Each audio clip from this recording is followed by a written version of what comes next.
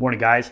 Today I'm going to show you how to get this nice gallery shine finish on an oval piece. So something that's turned into an odd shape through the warping process. We're going to go ahead and take this down.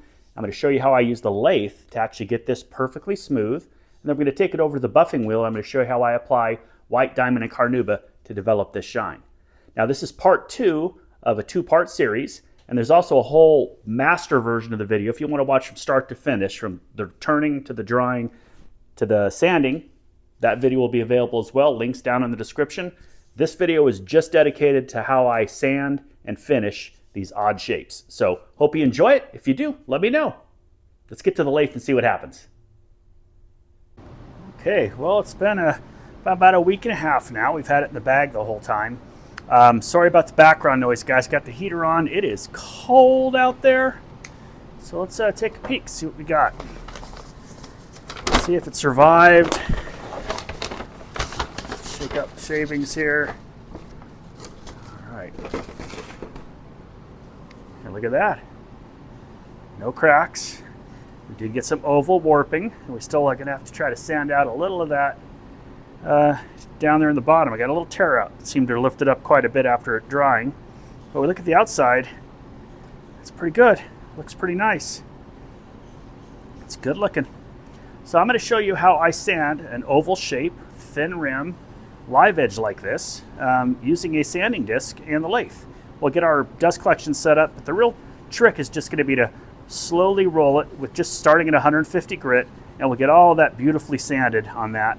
We'll have to do something with that bottom too. I can't remount it to fix that, so we'll try to figure out what we can do to take care of that. When it dried, it looks like it lifted up quite a bit there. So let's get set up for that, and I'll show you how we get these sanded to a gallery finish. Okay, all I've done at this point is I've went in and put a 5-inch thick foam backing pad onto a drill mandrel with a 5-inch grinding pad. Just something I picked up from Harbor Freight, pretty inexpensive. Start with the lathe all the way off, spin it up a little bit. It's going to wobble. It's not perfect, and we don't need it to be. I'm going to be sanding right at about 450 RPM, give or take. And we're going to start with a 150 grit sandpaper disc. These are super inexpensive. Again, this is the Diablo brand from Harbor Freight. You can get them anywhere, but I can pick up, I think, 50 of them for like $9 right now, which is some of the cheapest sandpaper out there. Now, I'm not going to be starting with the dust collector on, so I can tell you a little bit about what I'm doing, but mostly it's just something you can watch and see how it's easy to form out exactly. All we have to do, starting with the light here, we do have a little loose bark up here, so I might first just inspect your bark. So that bark right there, I'm going to put a little CA on that to make sure we don't lose it, and to give you a good idea of what everything looks like here before we jump in. So we're going to smooth all of this down and make it beautiful colors in here.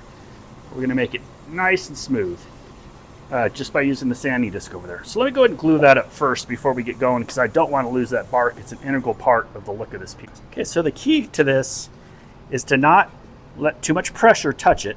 Make sure you're holding it firmly, but you're going to just slowly roll down the edges. And we'll show you. We got a nice rough spot here. Let's make sure you got that. See how rough that is here? It's all rough. This is a 150 grit disc right here.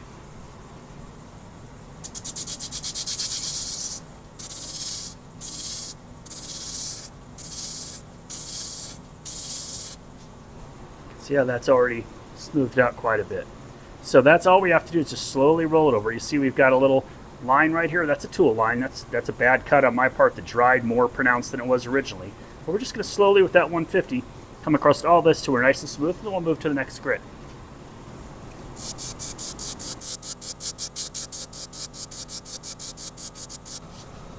So stop so you can see. Getting rid of all those lines. And so you just kind of run your finger over it now and just kind of feel, where's there a spot that feels a little off, and we'll come back over to that. Coming on that one. Doesn't have to be a lot of pressure, just a nice light touch. And as we come down towards the bottom, you can see that it's getting cleared off.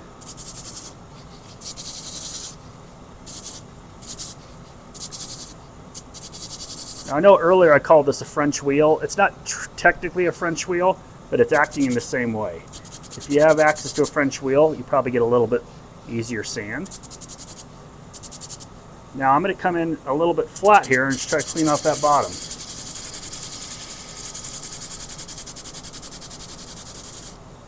So we want to get rid of all those tool lines. Remember, this is a cutting, this is still cutting. It's just like even at 150 grit, it's still like using a chisel or anything else. Sandpaper is a cutting instrument. We normally use it for polishing, but you can see how easy it is to get that bottom looking nice, huh? So what we're going to do now is we're going to test it. Does it sit level? Okay, so if we come down here and take a look, you know, it sits nice and level. That's kind of the look we're going for. Now we just have to keep going through all the different grits. I'll go ahead and put you guys on a time lapse, but you get an idea of how pretty that is. It sits nice and level, and now we'll be able to sand the whole outside of that up to a high polish. Then we'll take it over to the Beal wheel, and we'll get it really set up.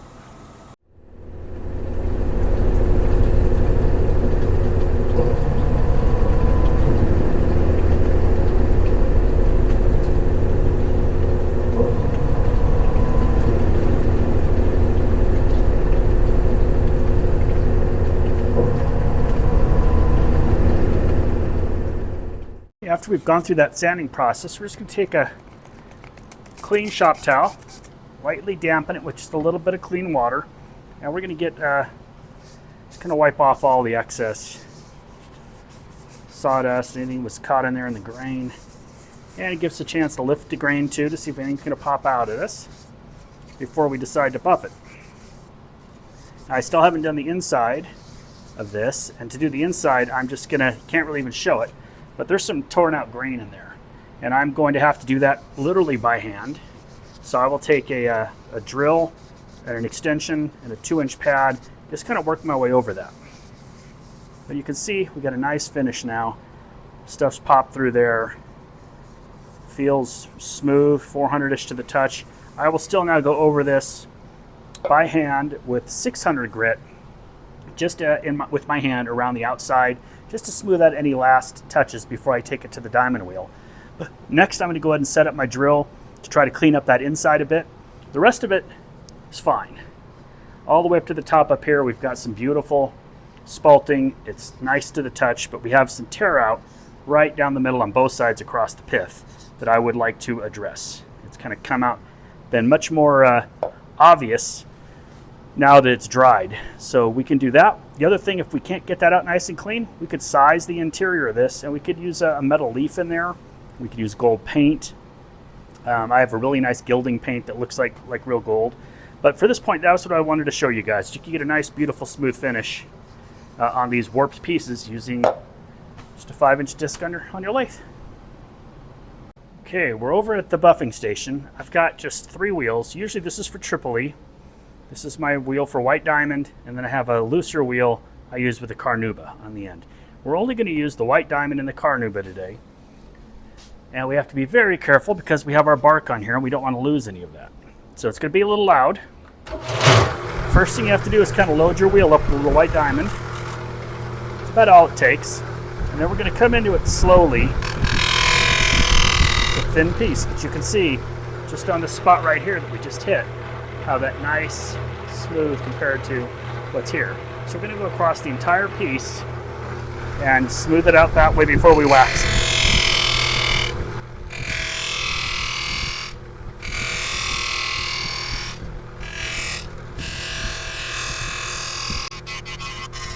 I even like to get up here into the bark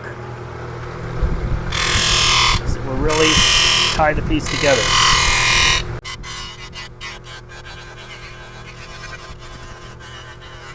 As you can see, we have our lines overlapping here. This is the white diamond residue, so that'll all come off nice and easy like that. But you can see how beautiful that shine is already, and this is just polished wood. We only sanded it to 400, as you guys saw.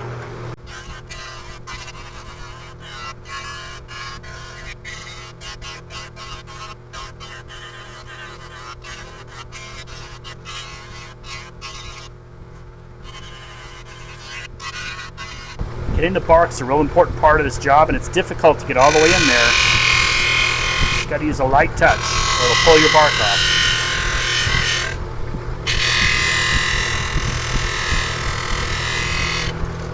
see, we've got all of our bark covered now. Just a little bit more of the vase to finish up. I'll go back over whenever I see the lines overlapping, just to make sure that we've covered the whole vase. And I'm not doing the bottom right now because I still have to sign it. After you've come over the whole vase at least one time, feel free to go back over and just find spots where you're like, hey, I want to blend all that in. This is not your final finish, but it's going to be the base for it once we get the carnauba on. Once I'm satisfied that we've covered the entire vase and got it polished, I'm going to go over now with a yellow terry, like a car wash cloth, and I'm going to wipe off all of the white diamond so we don't get any of that polluted onto our wheel for the carnauba wax. Okay, as you can see here, we have the piece, most of that extra white diamond is all off of it. Now that is just polished wood, right? We just took the white diamond to it only. Now we're about to put what I'm going to consider my final finish on this, which is going to be the carnauba. Now, carnauba requires maintenance over time. You're going to have to continue to apply it to keep that look. So now we're going to load up our carnauba wheel. I just have a little piece of carnauba left here, and we just got to load it up gently. I usually go until I can smell it. That's kind of my indication. You'll find your own path on that as well. See, I left a little bit more white diamond there. I got to just make sure we don't have anything left on there. And now this is going to be a much grabbier thing, so you have to be very gentle with how you approach it. I'm going to take one pass, and you can see the difference there between no white diamond and the carnauba. See how the shine picks up right there? Go to the area over here where we haven't got there yet, you don't have that shine. So you can really see the difference. So I'm going to go across the whole vase, top to bottom, then we'll wipe it down.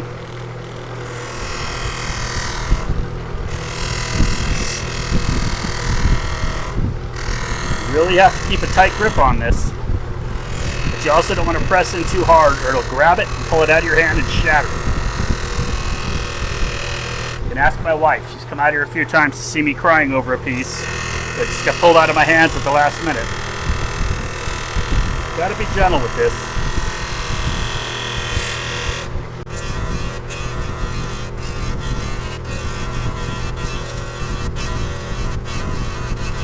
Just going back over the whole piece one last time. Blend in all the carnauba, trying to slowly rotate it as I go to make sure I don't have any. Run your hand over it and it doesn't feel like glass. You find some place where it's a little sticky, like right there. Just come back over it slowly. Let that wax do its job. It's smooth like glass.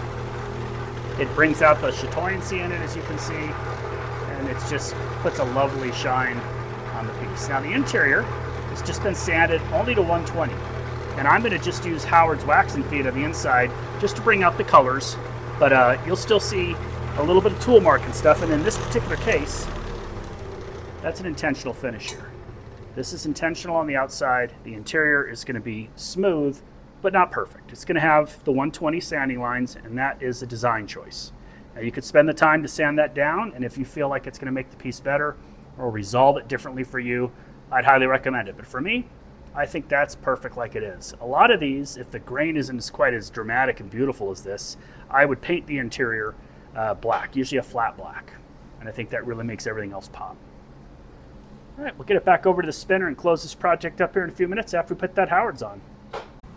So like most of us, I'm a huge fan of Howard's Feed and Wax. This is a great polish, really easy to reapply for a customer. Again, this is not a technically food grade, but it's got orange oil in it and beeswax, and I always think it does a great job. I normally just put about that much in there, and then I'm going to use my hands to slosh it around to the best of my ability. But you can see we just got a dabble in there, and then I just like to kind of move it with my fingers and cover everything. You can use a shop towel or something, but I can really feel if there's anything in the wood, and then I get it all the way up and let it just kind of soak in. So after that's done, I'll let it sit for about 15-20 minutes, and then I'm going to buff it off with a clean terry cloth, and we'll come back around and kind of wrap this project up. If you've had any like, huh, what do you do that for? Or, oh, what's that mean?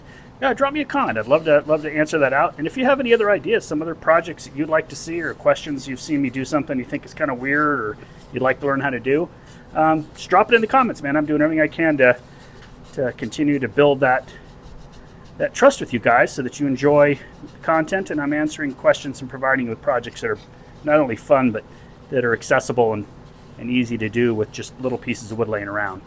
This again is a piece of box elder. It's an orange flame. Just got lucky with a tree this year. That's not soaking in that spot. See, we got some color down there, but you can rub around on it and it's just color in the wood. So, all right, let's let this soak up. We'll be back in a few. In a lot of cases, I will go ahead and take my vase like this, and I'll just wipe that out with shop towel, pot, whatever we want to call this little craft object of art. But you can also use these little linen mops. Just make sure when you have a live edge, you get it all the way in there, get a firm grip on it before you start buffing it in, because it will grab your bark and take it away from you.